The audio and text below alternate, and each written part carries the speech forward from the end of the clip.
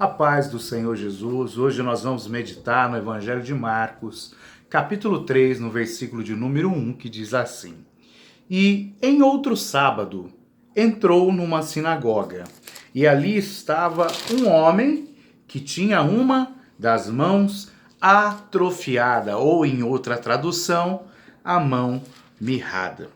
Esse texto nos mostra que Jesus, ele não foge à sua origem.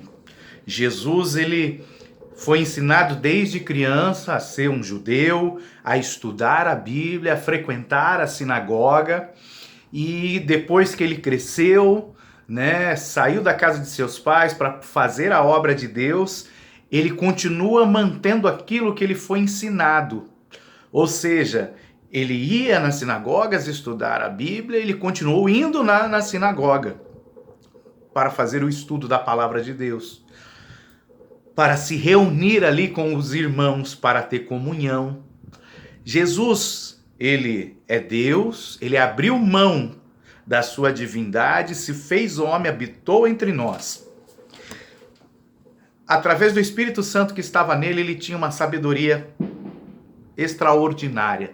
Mesmo assim, ele continuava indo às sinagogas, não só para ensinar, como também para receber a palavra que era trazida ali naquele local. Jesus era um homem humilde. E quando ele entra na sinagoga, nesse episódio, entende-se que a sinagoga, assim como o templo, é a casa de Deus, porque é ali que a palavra de Deus está sendo ministrada, está sendo ensinada. O Senhor diz que ele não habita em locais feitos por mão de homem, mas o seu nome faz habitação nesses locais. Então o nome de Deus está onde a palavra de Deus está sendo ministrada e ensinada. Então Jesus chega, ele entra ali naquela sinagoga, ali é a casa do Pai.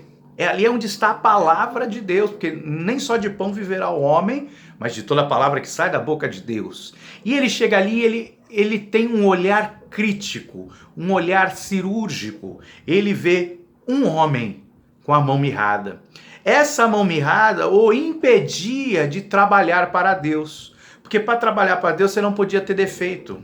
Os candidatos ao sacerdócio levítico não podiam ter defeito físico nenhum para poder trabalhar para Deus. E aquele homem com a mão mirrada, ele não conseguia desenvolver todo o potencial que ele poderia, porque ele tinha um problema físico, ele tinha uma limitação física. Então Jesus, ele entra na casa de Deus, ele olha, ele vê aquele homem com uma limitação, que ele está limitado para poder dar o seu melhor para Deus.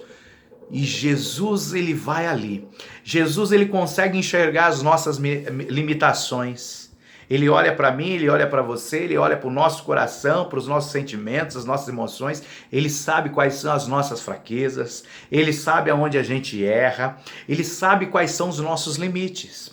Só que Jesus, ele está com um olhar atento e disposto a agir em cima da nossa limitação, para que nós possamos cada vez mais nos superar e poder nos dedicar totalmente a Deus. Então, se você tem uma limitação, Jesus, ele só está esperando você falar para ele. Jesus chegou diante do tanque de Betesda, em João capítulo 5, e ele viu um homem lá paralítico há muitos anos, já estava ali sofrendo. Ele chega para aquele homem que estava ali, esperando alguém o colocar no tanque, para que quando as águas fossem movidas, ele fosse curado. Ele chega: o que você quer? É uma pergunta, meio estranha. O homem está ali querendo ser curado, que alguém ajude ele. E Jesus pergunta: o que você quer? Você quer ser curado? Então Jesus está perguntando: qual é a sua limitação? Coloque diante dele a sua limitação, porque ele vai fazer o impossível na sua vida para que você possa se dedicar totalmente a ele, à obra dele e à casa do Pai. Que Deus te abençoe em nome do Senhor Jesus.